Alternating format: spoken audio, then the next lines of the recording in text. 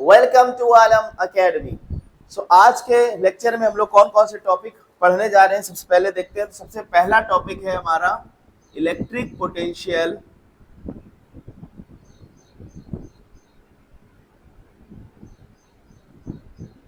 Due to uniformly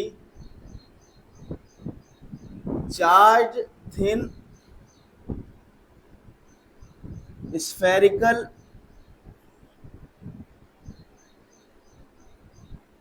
shell. सबसे पहले topic हम लोग ये पढ़ेंगे, इसमें हम लोग तीन केसेस देखेंगे कि पॉइंट को आउटसाइड द शेल रखेंगे and then on the surface of the shell and then inside the shell. और यही टॉपिक इस तरह का हम लोगों ने इलेक्ट्रिक फील्ड के लिए भी पढ़ रखा है, ठीक है, वो हमारे लिए काफी हेल्पफुल होगा यहाँ पर। फिर उसके बाद हम लोग नेक्स्ट टॉपिक पढ़ेंगे, रिलेशन देखेंगे, रिलेशन बिटवीन, और ये बहुत इंपॉर्टेंट टॉपिक है, relation between electric field and potential, electric field and potential, इसका डेरिवेशन करेंगे और इस पर बेस्ड न्यूमेरिकल भी करेंगे, बहुत इंपॉर्टेंट टॉपिक है। फिर उसके बाद यहाँ पर एक नया टर्म भी आपको मिलेगा, पोटेंशियल ग्रेडियंट, उसका भी बारे में कुछ डिस्कशन करेंगे, बहुत इंपॉर्टेंट टॉपिक है, वो भी पूछा जाता है। फिर उसके बाद आते हैं बहुत ज्यादा important topic, that is equi potential surface, यानी कि आज का लेक्चर बहुत इंपॉर्टेंट टॉपिक से भरा पड़ा है। इक्वी पोटेंशियल सरफेसेस और साथ साथ में इसकी प्रॉपर्टीज देखेंगे, 4 प्रॉपर्टीज हैं and its properties.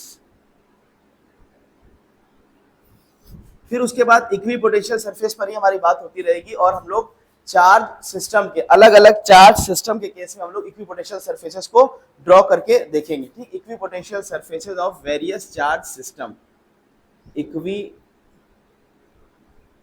Potential surfaces of various charge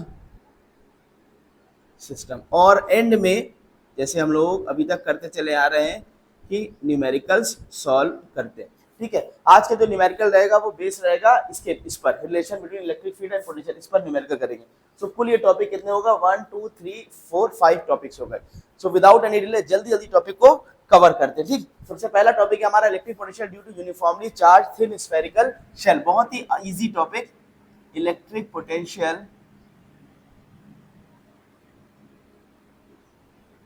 due to uniformly charge thin spherical shell.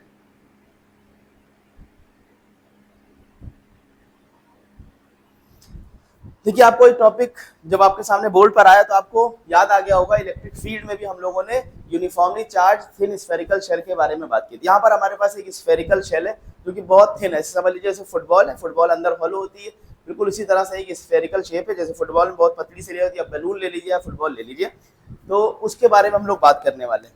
बहुत ही ईजी टॉपिक है। मान लेते हैं ये हमारा कोई स्फेरिकल शेल है, कोई पतले से देने की डबल लेयर शो कर दे रहे हैं, और इस स्फेरिकल शेल की जो रेडियस है वो कैपिटल आर, और ये uniformly charge,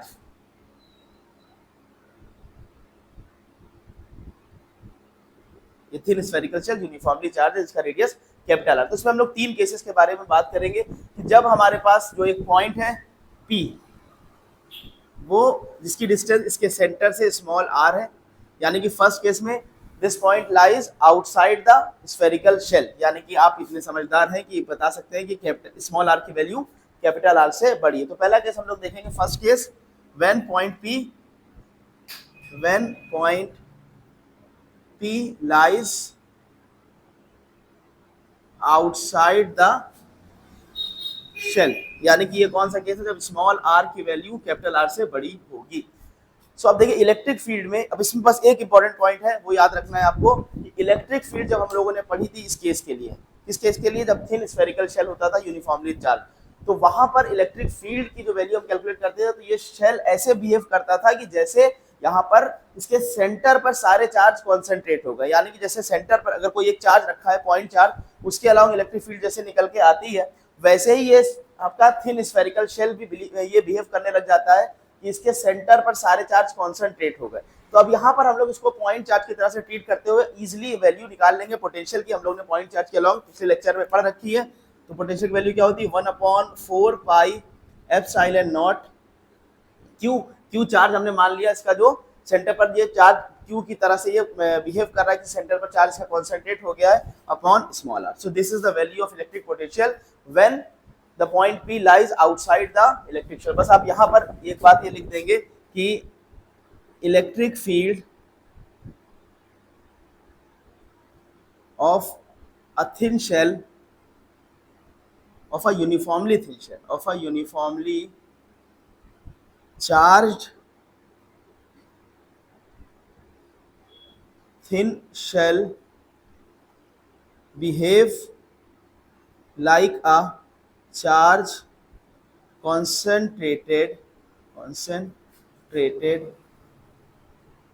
at the center of the shell, तो उसकी हेल्प से हम लोग ने इजीली कैलकुलेट कर लिया। ठीक है, सेकंड केस देखते हैं। जब ये P पॉइंट हमारा मान लेते हैं सरफेस पर आ जाएगा, जब यहाँ आ जाएगा P पॉइंट, तो इस केस में R की वैल्यू कैपिटल R के बराबर हो जाएगी। When point P lies on the shell, जब उस पर लाई करेगा शेल पर, तो उस केस में R की वैल्यू कैपिटल R के बराबर हो जाएगी। तो हमारा इलेक्ट्रिक पोटेंशियल कितना हो जाएगा, 1/4 pi epsilon not Q upon capital R। ठीक, थर्ड केस देखते हैं। जब हमारे पास point P inside the shell कहीं पर होगा, मान लेते हैं कहीं पर यहाँ कहीं, तो अब इस केस में R की वैल्यू कैपिटल R से छोटी हो गई। थर्ड केस इधर मेंशन कर देते हैं। Third case when P lies inside the shell, यानी कि R की value is less than capital R, small r की वैल्यू कैपिटल R से छोटी हो गई। तो इलेक्ट्रिक फील्ड के केस में क्या होता है, जब इनसाइड द शेल की हम बात करते हैं, तो at that time electric field की वैल्यू हो जाती थी 0, और जब इलेक्ट्रिक फील्ड की वैल्यू 0 हो जाएगी, तब उस टाइम पोटेंशियल हमारा क्या हो जाएगा, electric potential will be constant. अभी हम लोग नेक्स्ट जो हमारा टॉपिक है ये रिलेशन वाला, तो यहाँ पर ये देखेंगे कि इलेक्ट्रिक फील्ड की value minus dV upon dr होती है। जब इलेक्ट्रिक फील्ड 0 हो गई, अगर ये 0 है तो ये माइनस dV अपॉन dr, तो dV अपॉन dr डिफरेंशिएशन 0 कब आता है, जब वैल्यू कांस्टेंट हो। इसका मतलब V हमारा कैसा है, V इज कांस्टेंट। तो इलेक्ट्रिक फील्ड हमारी कांस्टेंट हो जाएगी। इलेक्ट्रिक फील्ड जब 0 हो जाएगी तो पोटेंशियल हमारा कांस्टेंट। इस कांस्टेंट की वैल्यू किसके बराबर हो जाएगी, इसकी वैल्यू सेम उतनी रहेगी जो यहाँ पर सरफेस के अलॉन्ग थी, यानी कि 1/4 pi epsilon not Q upon R। जो कांस्टेंट वैल्यू मिलेगी ये वैल्यू सेम मिलेगी 1/4 pi epsilon not Q upon R। सो ये 3 डिफरेंट केसेस थे थिन स्फेरिकल शेल के, जिस पर हमें पोटेंशियल फाइंड आउट कर लिया। सो इसको वीडियो को पॉज करके नोट कर लीजिए, देन नेक्स्ट टॉपिक पर चलते हैं। नेक्स्ट टॉपिक है relation between electric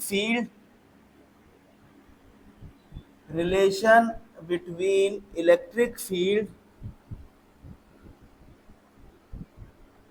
and potential. बहुत इंपॉर्टेंट टॉपिक है, इसका हम लोग डेरिवेशन देखेंगे और इससे हमें पोटेंशियल ग्रेडियंट का कोई कॉन्सेप्ट मिलेगा, और इससे इसका जो फॉर्मूला मिलता है उसमें नेगेटिव साइन एक आता है, उसका हमें क्या सिग्निफिकेंस है वो जानना है, और इस पर बेस कुछ न्यूमेरिकल्स भी करेंगे। तो कुल ओवरऑल यानी कि ये बहुत इंपॉर्टेंट टॉपिक है डेरिवेशन पॉइंट ऑफ व्यू से, कॉन्सेप्ट पॉइंट ऑफ व्यू से और न्यूमेरिकल पॉइंट ऑफ व्यू से। सो यहाँ पर हमने एक पॉजिटिव चार्ज कंसीडर किया प्लस Q, मान लेते हैं पॉइंट O पर, तो इस चार्ज की वजह से इलेक्ट्रिक फील्ड जनरेट होगी अपोजिट डायरेक्शन में, away from the plus charge Q। यहाँ पर हमने 2 पॉइंट माने, एक पॉइंट है A और एक पॉइंट है B, बहुत ही ज्यादा क्लोज, इतने क्लोज कि दोनों पॉइंट पर इलेक्ट्रिक फील्ड सेम, इनके बीच की डिस्टेंस है dr। पॉइंट A पर मान लेते हैं पोटेंशियल है V, और पॉइंट B पर पोटेंशियल हो जाएगा V प्लस dV, ये आपका dr इसका डिस्टेंस। अब अगर कोई टेस्ट चार्ज पॉइंट A पर रखा है, उस टेस्ट चार्ज को हम लेकर के आ रहे हैं पॉइंट B पर, तो हमें कुछ एक्सटर्नल फोर्स अप्लाई करना पड़ेगा अगेंस्ट द इलेक्ट्रोस्टैटिक फोर्स, क्योंकि Q और ये टेस्ट चार्ज के बीच में जो इलेक्ट्रोस्टैटिक फोर्स लगेगा that is away from this charge, इस डायरेक्शन लगेगा, उसके अगेंस्ट हमें वर्क अगेंस्ट हमें एक्सटर्नल फोर्स अप्लाई करना पड़ेगा। सो वो F एक्सटर्नल की वैल्यू हमारे पास कितनी हो जाएगी, वो F एक्सटर्नल की वैल्यू हो जाएगी माइनस Q0E। माइनस साइन हमें ये बता रहा है कि ये external force against the electrostatic force है, उसके ऑपोजिट डायरेक्शन में लग रहा है, इसीलिए माइनस साइन शो कर रहे हैं। ठीक, Q0 इंटू E हमारे पास एक एक्सटर्नल फोर्स अप्लाई करना पड़ेगा। अच्छा, ये एक्सटर्नल फोर्स हम इतना ही अप्लाई करेंगे which will just balance the electrostatic force, यानी कि एक्सेलरेशन की वैल्यू होगी 0, एक्सेलरेशन यहाँ पर नहीं होगा, ठीक ना, उसको हम बैलेंस कर देंगे इलेक्ट्रोस्टैटिक फोर्स को, इतना ही फोर्स अप्लाई कर रहे हैं। तो ये एफ एक्सटर्नल की वैल्यू आ गई माइनस क्यू नॉट ई। अब अगर हमें वर्क डन फाइंड करना है तो वर्क डन का फॉर्मूला हमने क्या पढ़ रखा है, एफ इंटू डी होता है। एफ एक्सटर्नल कितना आया, माइनस क्यू नॉट इंटू ई आया, डी का मतलब कितना डिस्टेंस है, डी आर। सो ये हमारे पास वर्क डन आ गया। अब अगर हम work done in the form of potential difference find करना चाहे तो हमने पढ़ रखा है पोटेंशियल डिफरेंस क्या होता है, डब्ल्यू अपॉन क्यू। तो वर्क डन की वैल्यू क्या हो जाएगी, पोटेंशियल डिफरेंस मान लेते हैं वो डीवी है इंटू क्यू नॉट। अब वर्क डन तो वर्क डन है, वो तो सेम ही रहने वाला है, चाहे हम उसको पोटेंशियल के रेस्पेक्ट में एक्सप्रेस करें, चाहे हम उसको इस एक्सटर्नल फोर्स के रेस्पेक्ट में एक्सप्रेस करें। तो दोनों को इक्वेट कर देंगे, इक्वेट करने पर हमें क्या मिलेगा, minus q naught E equals to into D r equals to d V into q naught. Q naught से क्यू नॉट कैंसिल हुआ, ई की वैल्यू आ गई minus d V upon d r. So this is the relation between electric field and potential. ठीक, बहुत important ये relation है। अब यहाँ पर ये जो क्वांटिटी आई है d V upon d r, इसको क्या बोलते हैं, इसको बोलते हैं potential gradient. Potential gradient d V upon d r. D V upon d r यानी कि हम कह सकते हैं कि rate change of potential with respect to r, यानी कि आर के डायरेक्शन में कितना हमारे पास पोटेंशियल चेंज हो रहा है, यही हमें पोटेंशियल ग्रेडियंट बताता है। ये क्वेश्चन कभी कभी पूछ लिया जाता है कि define potential gradient. Potential gradient क्या है, डीवी अपॉन डी आर। अच्छा, दूसरा एक और क्वेश्चन इसमें बनता है वो कि what is the significance of this negative sign. तो माइनस साइन हमें सिंपली ये बता रहा है कि in the direction of electric field potential will decrease. ठीक ना, in the direction of electric field potential will, या फिर कह सकते हैं the direction of electric field will be in the direction of decreasing potential. ठीक है, जिस डायरेक्शन में पोटेंशियल घट रहा होगा इलेक्ट्रिक फील्ड हमारी उसी डायरेक्शन में होगी। इस तरह से समझ ले, या ये समझ ले कि जिस डायरेक्शन में इलेक्ट्रिक फील्ड होगी उस डायरेक्शन में पोटेंशियल घट रहा होगा, यानी कि डायरेक्शन यहाँ पर इलेक्ट्रिक फील्ड इस तरफ है, तो इसीलिए देखिए यहाँ पर ए पर वी है और यहाँ पर वी प्लस डी वी है। बी पर पोटेंशियल, बी का जो पोटेंशियल होगा वो बड़ा होगा एज कंपेयर टू ए। क्यों, क्योंकि इलेक्ट्रिक फील्ड डायरेक्शन बी से ए जा रहा है और हमें पता है कि इलेक्ट्रिक फील्ड का डायरेक्शन किधर होता है, डिक्रीजिंग पोटेंशियल की तरफ होता है, तो इसीलिए potential at B is greater than A. अच्छा, मान लीजिए अगर इलेक्ट्रिक फील्ड इस डायरेक्शन में होती, यानी कि यहाँ नेगेटिव चार्ज होता, तो हम ये कहते हैं कि जो वी बी है उसकी वैल्यू स्मॉल है एज कंपेयर टू ए। ठीक ना, तो ये हमें पता लगता है इस नेगेटिव साइन से।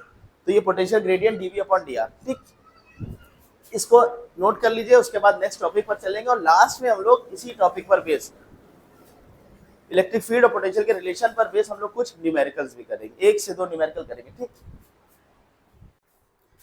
नेक्स्ट टॉपिक पर चलते हैं। नेक्स्ट टॉपिक है इक्वी पोटेंशियल सरफेसेस। पहले इक्वी पोटेंशियल सरफेस को देखते हैं। इक्वी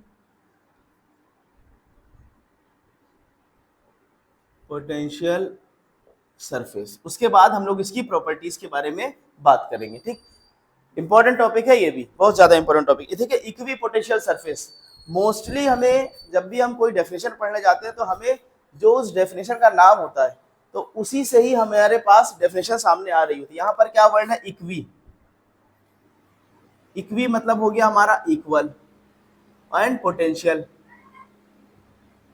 पोटेंशियल मतलब पोटेंशियल, यानी कि कोई ऐसा सरफेस जिसके हर पॉइंट पर पोटेंशियल की वैल्यू अगर सेम रहेगी तो वो सरफेस हमारा क्या कहलाएगा, इक्वी पोटेंशियल सरफेस कहलाएगा। यही इसकी डेफिनेशन है कि कोई भी ऐसा सरफेस जिस पर हमारे पास पोटेंशियल की value through out the surface same रहती है, वो सरफेस हम चाहे तो 3D भी ले सकते हैं, या वो सरफेस हमारे पास कोई भी स्पेस में भी ले सकते हैं और कोई हम 2D में भी ले सकते हैं। ठीक ना, कैसा भी वो सरफेस हो सकता है। तो उस सरफेस पर जहां पर हर पॉइंट पर पोटेंशियल की वैल्यू सेम होगी वो हमारा क्या कहलाएगा, इक्वी पोटेंशियल सरफेस कहलाएगा। ठीक, जैसे मान लेते हैं हमारे पास कोई एक स्फीयर, यहाँ पर अगर मान लेते हैं पोटेंशियल है 10 वोल्ट, यहाँ भी 10 वोल्ट, यहाँ भी 10 वोल्ट, यहाँ भी 10 वोल्ट, तो हर पॉइंट पर इसके पोटेंशियल की वैल्यू कितनी आ रही है, सेम आ रही है। तो अब हम कहेंगे कि this surface is equi potential surface. क्यों इक्वी पोटेंशियल सरफेस है, because the potential is same at every point on this surface. ठीक है, इस सरफेस पर हर पॉइंट पर पोटेंशियल की वैल्यू सेम आ रही है, सो this is called the equipotential surface. Definition screen पर जो शो हो रही है इससे नोट कर लीजिए, हम इसको रीड कर दें। Any surface that has same electric potential at every point on it is called an equipotential surface. The surface may be surface of a body और अ सरफेस इन स्पेस, कोई space पे भी हो सकता है, कोई भी सरफेस हम ले रहे हैं किसी की बॉडी भी ले सकते हैं, ठीक है ना। तो ये आपका केस क्या हो जाएगा, इक्विपोटेंशियल सरफेस हो जाएगा, इसको नोट कर लीजिए। देन हम लोग चलते हैं properties of equipotential surfaces. Next topic पर चलते हैं, क्या है प्रॉपर्टीज ऑफ इक्विपोटेंशियल सरफेसेस, ठीक है। स्क्रीन पर आपके प्रॉपर्टीज शो हो रही हैं, 4 प्रॉपर्टीज हमें पढ़नी है, तो वन बाय वन प्रॉपर्टीज को रीड करेंगे और वन बाय वन एक्सप्लेन करते चलेंगे। सबसे पहली जो प्रॉपर्टी है वो क्या है, no work is done in moving a test charge over an equipotential surface, ठीक। मतलब क्या हुआ, देखते हैं कि अगर हमारे पास कोई सरफेस है, ये कोई इक्विपोटेंशियल सरफेस है, इक्विपोटेंशियल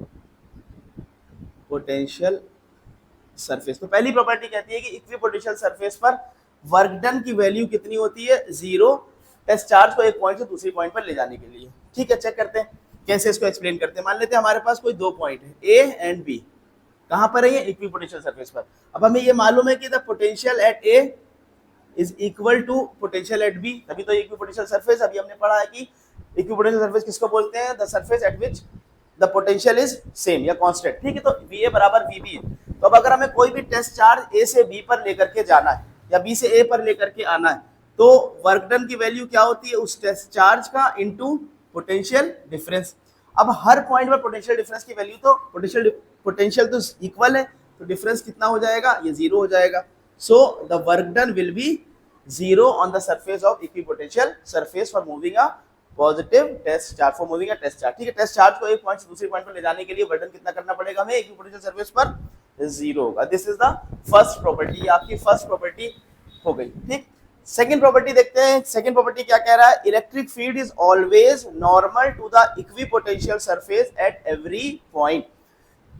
इसको भी समझते हैं कि अगर हमारे पास कोई सरफेस है, कोई सरफेस हमने कंसीडर किया जो कि इक्विपोटेंशियल सरफेस है, इक्विपोटेंशियल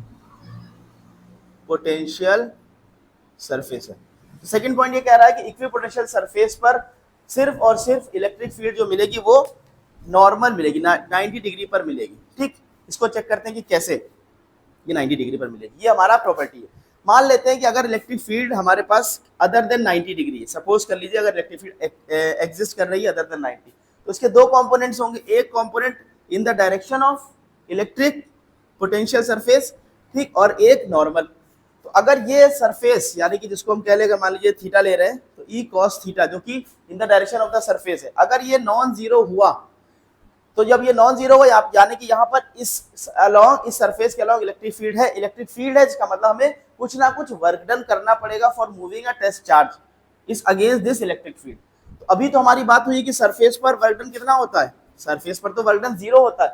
तो जब सरफेस पर वर्क डन 0 होता है, इसका मतलब यहाँ पर इलेक्ट्रिक कंपोनेंट वाला कोई कंपोनेंट नहीं होना चाहिए, वो सिर्फ तभी हो सकता है जब इलेक्ट्रिक फील्ड डायरेक्शन 90 हो, क्योंकि हमें पता है कि अगर किसी सरफेस के 90 डिग्री पर कोई भी क्वांटिटी हो तो उसका जो हॉरिजॉन्टल कंपोनेंट होता है वो कितना मिलता है, 0 मिलता है। तो यानी कि यहाँ पर इन the direction of equipotential surface electric field का कंपोनेंट होगा 0 और सिर्फ इलेक्ट्रिक फील्ड कहाँ दिखेगा, 90 degree surface of the equipotential surface के, ठीक है। ये 2 प्रॉपर्टीज हो गई। प्रॉपर्टीज का कभी कभी एक्सप्लेनेशन भी पूछा जाता है, जस्टिफिकेशन पूछा जाता है, ठीक। थर्ड प्रॉपर्टी पर चलते हैं। थर्ड प्रॉपर्टी क्या कह रहा है, equipotential surfaces are closer together in the region of strong field and farther apart in the region of weak field, ठीक। थर्ड प्रॉपर्टी को देखते हैं कि अगर मान लेते हैं ये हमारे पास इक्विपोटेंशियल सरफेस है, बहुत ही पास है ये इक्विपोटेंशियल सरफेस है, और फिर उसके बाद ये दूर दूर पर है। तो जो रीजन जहां पर इलेक्ट्रिक पोटेंशियल पास होगा वहां पर जो इलेक्ट्रिक फील्ड होगी वो स्ट्रांग होगी, और वो रीजन जहां पर इलेक्ट्रिक पोटेंशियल डिस्टेंस पर होगा वहां पर इलेक्ट्रिक फील्ड की वैल्यू वीक होगी। ऐसा क्यों होगा, क्योंकि हमें मालूम है कि इलेक्ट्रिक फील्ड की वैल्यू क्या होती है, -dV/dr। अगर मान लेते हैं हमारे पास पोटेंशियल कांस्टेंट हो गया, सो dr की वैल्यू किसके बराबर हो जाएगी, इनवर्सली प्रोपोर्शनल टू E हो जाएगी। dr is inversely proportional to E हो जाएगी। तो dr यहाँ पर जितना ज्यादा क्लोज होगा तो उस केस में इलेक्ट्रिक फील्ड उतनी ज्यादा स्ट्रांग हो जाएगी, ठीक। ये आपका थर्ड एक्सप्लेनेशन हो गया। फोर्थ प्रॉपर्टी पर चलते हैं। फोर्थ प्रॉपर्टी क्या कह रही है, no two equipotential surfaces can intersect each other. इसको देखते हैं कि कोई भी 2 इक्विपोटेंशियल सरफेसेस कहीं किसी पॉइंट पर इंटरसेक्ट नहीं कर सकती। क्यों है ऐसा, इसके पीछे रीजन देखते हैं। मान लेते हैं हमारे पास दो इक्विपोटेंशियल सरफेसेज हैं, इसकी वैल्यू है 20 वोल्ट और इसकी दूसरे वाले की वैल्यू है 15 वोल्ट। अगर ये इंटरसेक्ट कर गई किसी पॉइंट पर तो होगा क्या, eight the point of intersection इस पॉइंट पर इसकी दो वैल्यूज आने लग जाएंगी, इसके हिसाब से 20 वोल्ट और इस कर्व के हिसाब से 15 वोल्ट, जो कि एब्सर्ड वैल्यूज है, पॉसिबल नहीं है। तो इसका मतलब कभी भी इक्विपोटेंशियल सरफेसेस इंटरसेक्ट नहीं करेंगी। अगर इंटरसेक्ट करेंगी तो at that point, at the point of intersection there will be two values which is not possible. ठीक है, तो ये आपके चार पोटेंशियल की प्रॉपर्टीज हैं जो ज्यादातर पूछी जाती है। कभी कभी तो डायरेक्ट पूछ ली जाती है कि write down the properties of equipotential surfaces. कभी कभी कोई भी प्रॉपर्टी उठा करके उसका जस्टिफिकेशन पूछ लिया जाता है, और कभी कभी आपके एमसीक्यूज में भी प्रॉपर्टीज से पूछा जा सकता है क्वेश्चन। तो ये बहुत इंपॉर्टेंट टॉपिक है, इक्विपोटेंशियल सरफेस और इक्विपोटेंशियल सरफेस की प्रॉपर्टीज। तो चार प्रॉपर्टीज हमने पढ़ ली। अब नेक्स्ट टॉपिक पर चलेंगे, तो इक्विपोटेंशियल सरफेस हम अलग अलग सिस्टम ऑफ चार्जेस के लिए ड्रॉ करेंगे। नेक्स्ट टॉपिक है equipotential surface of various charge system. यहां पर हम लोग चार केसेस डिस्कस करेंगे, चार सिस्टम पर डिस्कस बात करेंगे। तो सबसे पहला है कि जब हमारे पास सिंगल चार्ज होगा, ठीक है, for a single charge. First case है हमारे पास for a single point charge.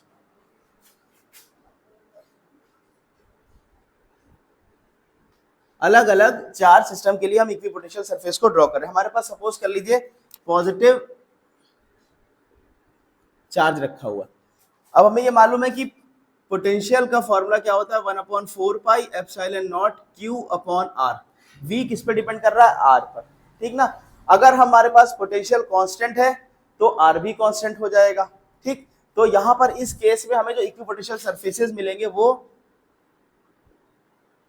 Concentric circles मिलेंगे, क्योंकि हर सर्किल पर यहाँ पर पोटेंशियल सेम रहेगा, R हर जगह पर सेम आता जाएगा, पोटेंशियल सेम मिलता जाएगा। तो इस तरह से हमें ये कोसेंट्रिक स्फेयर्स मिलेंगे, ठीक है ना। ये ध्यान रखिएगा, ये स्फेयर है, ये सर्किल नहीं। ये इक्विपोटेंशियल सरफेस हमें मिल रहा है, क्योंकि देखिए यहाँ पर ये डिस्टेंस मान लेते हैं R, ये तो कांस्टेंट होगा हर जगह पर, क्योंकि ये स्फेयर का रेडियस होगा। जब R कांस्टेंट होगा तो पूरे through out this surface potential will be constant. इसी तरह से अगला पोटेंशियल सरफेस हमने लिया इलेक्ट्रिक पोटेंशियल सरफेस, ठीक है। यहाँ पर क्योंकि अब मान लेते हैं R1, अब ये R1 हर जगह के लिए सेम होगा, इक्वल होगा। जब R इक्वल होगा तो पोटेंशियल की वैल्यू हर पॉइंट पर through out this surface equal होगी। तो यहाँ पर कोसेंट्रिक स्फेयर्स हमें मिलते हैं। अच्छा, एक और चीज हमने ये पढ़ रखा है कि जो इलेक्ट्रिक फील्ड का डायरेक्शन होता है वो perpendicular to the equipotential surface होता है। सेकंड प्रॉपर्टी पढ़ी थी। तो ये हमने इक्विपोटेंशियल, ये इलेक्ट्रिक फील्ड लाइंस को हम ये ड्रॉ कर रहे हैं। ये आपको कैसे मिल रही है, 90 डिग्री। ऐसे और भी ड्रॉ कर सकते हैं। ये हर इलेक्ट्रिक फील्ड लाइन सरफेस के 90 डिग्री पर जा रही है, हर सरफेस के हर पॉइंट पर 90 डिग्री पर होगी, ठीक है। तो ये फर्स्ट केस आपका डिस्कस हो गया। सेकंड केस हम लोग जो डिस्कस करेंगे, सेकंड केस हमारा है equipotential surfaces of two equal and opposite point charges के लिए। सेकंड केस जो है वो है टू इक्वल एंड ऑपोजिट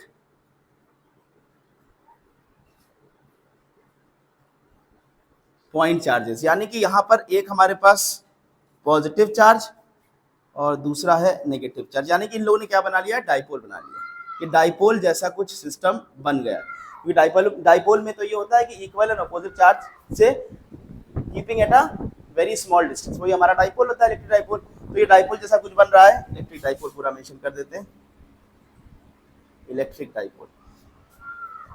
अब देखिए इसमें हमें ध्यान रखना है कि ये जो हमारे पास इक्विपोटेंशियल सरफेसेस जो ड्रॉ करना है, पॉजिटिव और नेगेटिव के बीच में क्या होगा, फोर्स ऑफ अट्रैक्शन होगा। तो इस डायरेक्शन में इलेक्ट्रिक फील्ड हमें स्ट्रांग मिलेगी। जहां पर इलेक्ट्रिक फील्ड ज्यादा होगी वहां पर जो हमारे पास इक्विपोटेंशियल सरफेसेस आते हैं वो कैसे आते हैं, बहुत क्लोज आते हैं। तो ये सरफेसेस जो होंगे वो पास पास होंगे।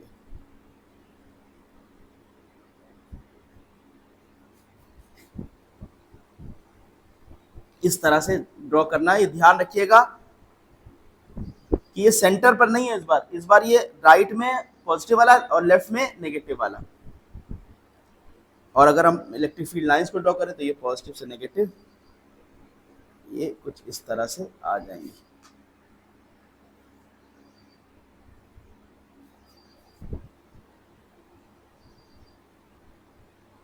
इस तरह से आपको ये फिगर ड्रॉ करना है। ये कौन सा केस है, इक्वल और अपोजिट चार्जेस। अब देखिए यहाँ पर इक्विपोटेंशियल सरफेसेस बहुत क्लोज हैं, क्यों? क्योंकि इन दोनों के बीच में यहाँ पर इलेक्ट्रिक फील्ड की वैल्यू ज्यादा होगी, स्ट्रांग होगी, ठीक है, क्योंकि यहाँ पर फोर्स ऑफ अट्रैक्शन लग रहा है। तो ये सेकंड केस हो गया।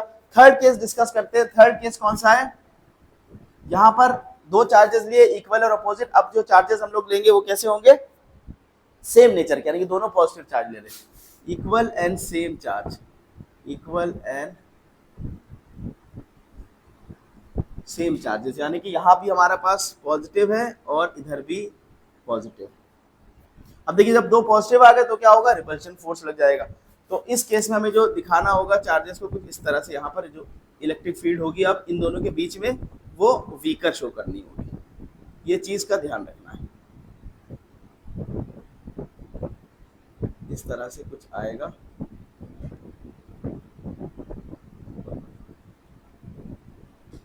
थोड़ा साफ सुथरा क्लियर बनाते, इसको थोड़ा दूर रख के बनाए तो ज्यादा क्लियर रहेगा। ये पॉजिटिव चार्ज, इसकी प्रैक्टिस आप लोग खुद से जरूर कर लीजिएगा, इस तरह से कुछ, ठीक। और ये आपका जो डॉटेड लाइन है ये इलेक्ट्रिक पोटेंशियल सरफेसेस को शो कर रहा है, ठीक। अब यहाँ पर इलेक्ट्रिक फील्ड लाइंस कैसे निकालनी है हमको, ये तो अवे होती जाएंगी और सब के सब 90 डिग्री का इलेक्ट्रिक पोटेंशियल सरफेस से हमें शो करनी रहेगी, ठीक।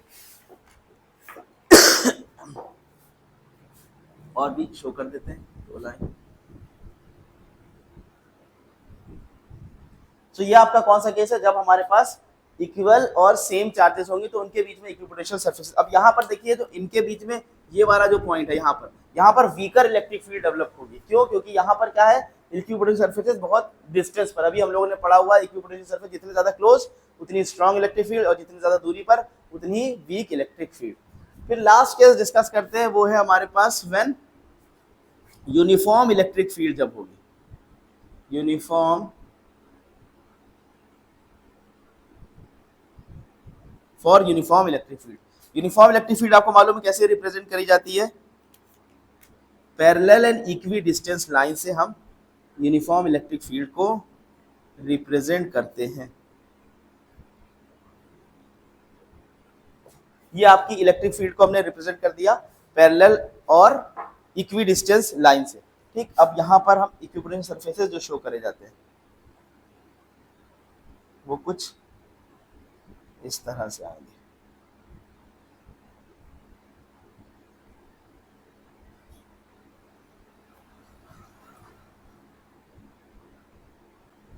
थोड़ा सा फिगर बनाने की कोशिश कर रहे हैं शायद आपके,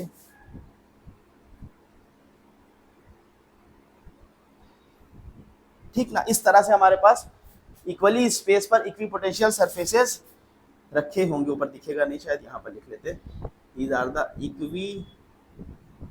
इक्विपोटेंशियल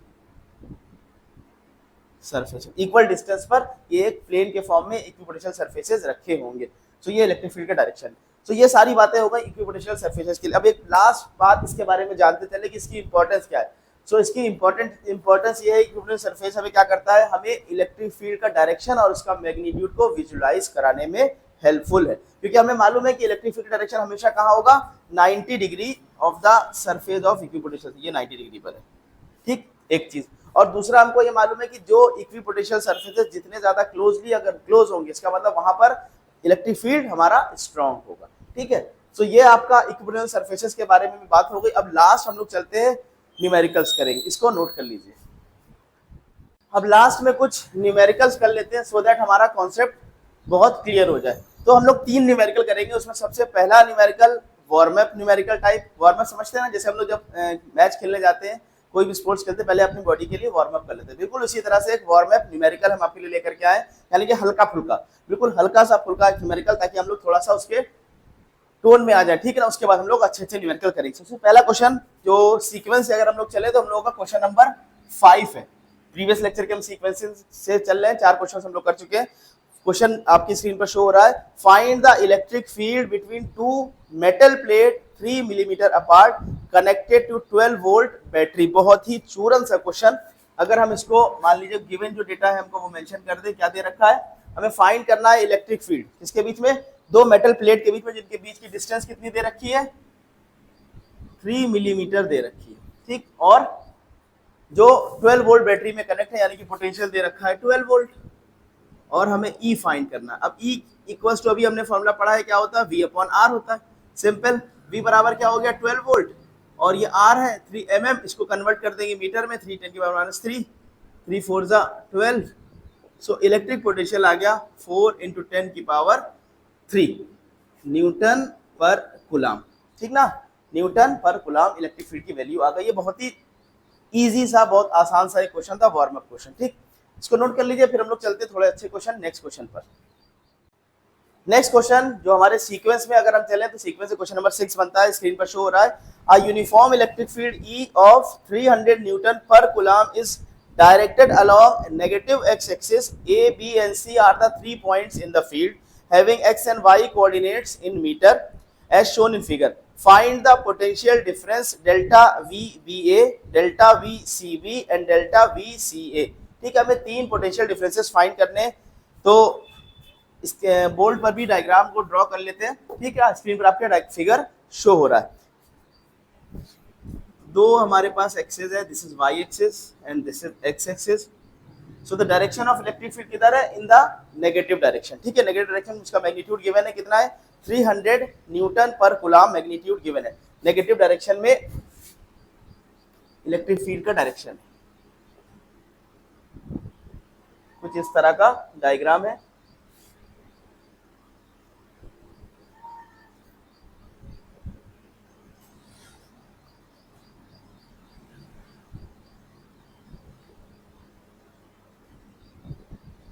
और पॉइंट्स कहाँ मेंशन करे हुए हैं, ए पॉइंट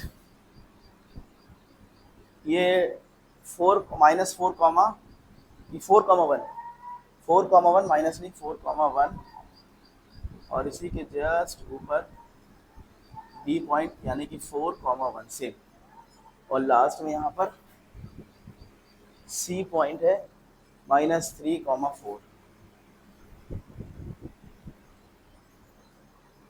4,4।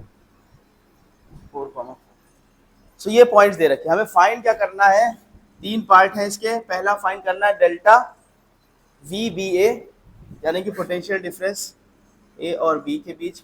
सेकेंड पार्ट में फाइंड करना है डेल्टा VCB,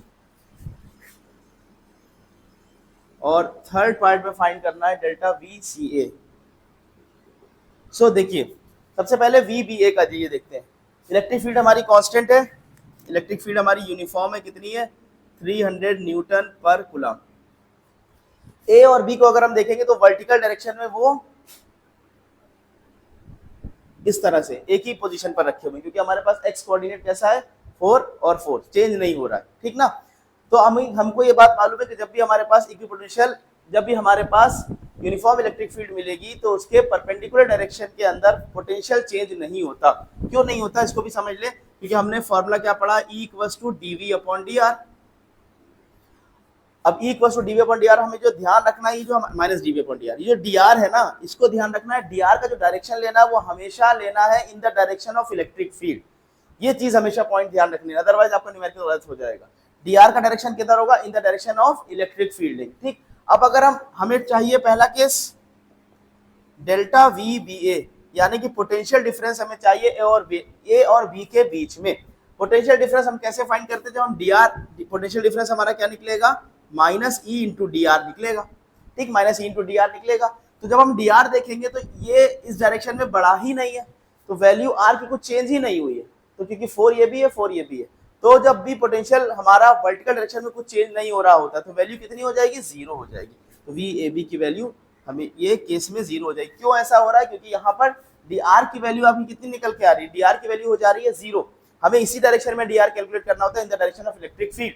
उसकी वैल्यू कितनी हो जा रही है, 4 यहाँ पर भी है 4 ये भी है, तो 4 - 4 कितना हो जाएगा, 0 हो जाएगा। या ये समझ लीजिए, ये तो ये हो गया कि इसके पीछे का लॉजिक। और हमेशा ये बात याद रखिए, जब भी यूनिफॉर्म इलेक्ट्रिक फील्ड होगी तो उसके परपेंडिकुलर डायरेक्शन में पोटेंशियल की वैल्यू चेंज नहीं होती।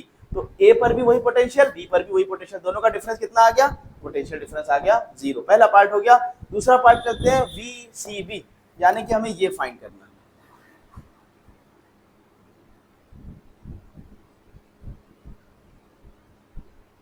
ये फाइंड करना। अब ध्यान हमने अभी बताया था क्या रखना है कि dr का डायरेक्शन हमेशा along the direction of electric field लेना, लेकिन यहाँ पर तो कुछ ऐसा डायरेक्शन बन रहा है हम लोग लेकिन यही डायरेक्शन लेंगे क्योंकि ए और बी का हमारे पास सेम पोटेंशियल आया है। तो डेल्टा सी बी पूछा जा रहा है, सी बी पूछा जा रहा है, अभी तो खैर सी ए नहीं पूछा, हम सी पे पहुंच गए थे, ठीक ना, इसको छोड़ दीजिए अभी। फिलहाल सी बी पूछा जा रहा है, delta C B simple formula है, डेल्टा सी बी का मतलब क्या हो जाएगा E into D R minus E into D R. E कितना है हमारे पास 300 न्यूटन पर कूलम, डी आर कितना लेंगे X coordinate 4 minus of minus 3 यानी कि 7, कितना आ गया 7 3 21 minus 2100 volt is the electric potential difference between point C and D. Third point पर चलते हैं, अब ये आ गया पॉइंट आपका सी ए वाला, बहुत इंपॉर्टेंट पॉइंट है। देखिए ये जो पॉइंट है सी ए, अभी हमने बताया कि dr को हमेशा इन the direction of electric field लेंगे, लेकिन यहाँ से तो dr कुछ एंगल पर आ रहा है, तो अब हम क्या करेंगे, हमें तो ये वाला dr चाहिए होगा, तो a और b का सेम है, तो अगर हम ये लिख रहे हैं डेल्टा वी सी ए लिख दे चाहे डेल्टा वी सी बी लिख दे, बात दोनों की बराबर है। अभी हम लोगों ने सी बी ऑलरेडी कैलकुलेट किया हुआ है, सी बी हमारा कितना आया माइनस 2100 वोल्ट, तो ये जो वैल्यू आएगी सी ए की वही सेम आ जाएगी सी बी के बराबर, क्योंकि ए और बी का पोटेंशियल इक्वल आ रहा है, तो इस वजह से ये वैल्यू भी कितनी बन जाएगी माइनस 2100 वोल्ट। सो ये 3 पॉइंट पर पोटेंशियल डिफरेंस पूछा गया था और बहुत आसानी से हम लोगों ने with the help of this relation between electric field and potential से इसको क्वेश्चन को सॉल्व कर लिया। वीडियो को पॉज करके सॉल्यूशन को नोट कर लीजिए, अच्छा क्वेश्चन है ये।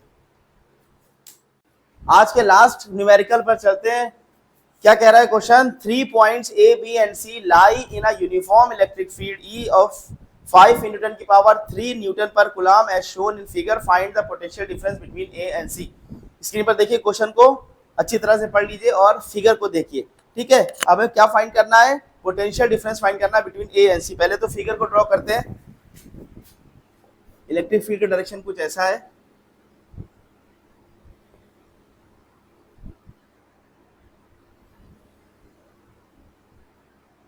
और एक पॉइंट हमने ये दिया हुआ है बी है, और जस्ट इसके नीचे ही सी पॉइंट, यानी कि ये दोनों पॉइंट हमारे सेम डिस्टेंस पर है एक्स के केस में, सी और ये वाला केस है ए। हमें फाइंड क्या करना है, ए सी के बीच का potential difference, find the potential difference between A and C. हमें बेसिकली फाइंड करना है potential difference between A C. तो देखिए ए बी के बीच की जो दूरी है, अच्छा ये दे रखा है 3 सेंटीमीटर और ये 5 सेंटीमीटर, तो पाइथागोरस थ्योरम की हेल्प से ए बी आसानी से निकल आएगा। 25 माइनस 9 तो रूट में करेंगे तो वैल्यू आ जाएगी 4 सेंटीमीटर, ये आपको 4 दे रखा है। डेल्टा वी ए सी चाहिए, तो पोटेंशियल हमें मालूम है, यूनिफॉर्म इलेक्ट्रिक फील्ड केस में इलेक्ट्रिक फील्ड की वैल्यू भी दे रखी है 5 into 10 की पावर 5 into 10 की पावर 3 न्यूटन पर कूलम। अभी हमने पढ़ा है पिछले न्यूमेरिकल में कि जो इलेक्ट्रिक फील्ड अगर यूनिफॉर्म होगी तो परपेंडिकुलर डायरेक्शन में पोटेंशियल चेंज नहीं होता, यानी कि जो पोटेंशियल सी का होगा वही पोटेंशियल बी का होगा। रीजन भी इसका पढ़ा हम लोगों ने, क्योंकि आर की वैल्यू चेंज नहीं हो रही होती है। आर हम डी आर किधर लेते हैं, इन the direction of electric field, तो डी आर इस डायरेक्शन में कहीं बढ़ा ही नहीं, यहाँ पर सी वहीं पर भी, तो इसकी वजह से पोटेंशियल की वैल्यू सेम बनी रहती है परपेंडिकुलर डायरेक्शन में in case of uniform electric field. हमें चाहिए ए और सी, और एक और इंपॉर्टेंट बात ये पड़ी थी कि डीआर का डायरेक्शन किधर लेते हैं, इन the direction of electric field, तो हमें जब ए और सी चाहिए तो इस डायरेक्शन में डीआर लेना होगा। सी का पोटेंशियल वही है जो बी का है, तो यहाँ पर the potential at C is equal to the potential at B. तो जब बात हो रही है डेल्टा वी ए सी की, इसका मतलब हम इसको कह सकते हैं delta V A B basically हमें फाइंड करना है, और इसकी वैल्यू कितनी होती है minus E into D r होती है। ई की वैल्यू कितनी आई है 5 इंटू की पावर माइनस 3, 5 इंटू की पावर प्लस 3 सॉरी, और डी आर ये डिस्टेंस हमारा कितना है 4, तो 4 5 जा 20 इंटू 10 की पावर 3, और यहाँ पर हम लिख सकते हैं 2.0 इंटू 10 की पावर 4 वोल्ट आ गया। So this is the potential difference between A C. ठीक, अच्छा क्वेश्चन था, इसको भी हम लोगों ने with the help of relation between potential and electric field की हेल्प से इसको कर लिया। वीडियो को पॉज करके सोल्यूशन को नोट कर लीजिए। बस ये आज के लेक्चर है, बस इतना ही, फिर आगे हम लोग अब डिस्कस करेंगे पोटेंशियल एनर्जी के बारे में। ठीक वीडियोस को कंटिन्यूएशन के साथ देखिए, जो पहला लेक्चर है फिर सेकंड आज का थर्ड लेक्चर है, तो आपको ज़्यादा बात समझ में आएगी। और दूसरी इंपॉर्टेंट बात की प्रैक्टिस करिए, सेल्फ स्टडी सबसे ज्यादा जरूरी है।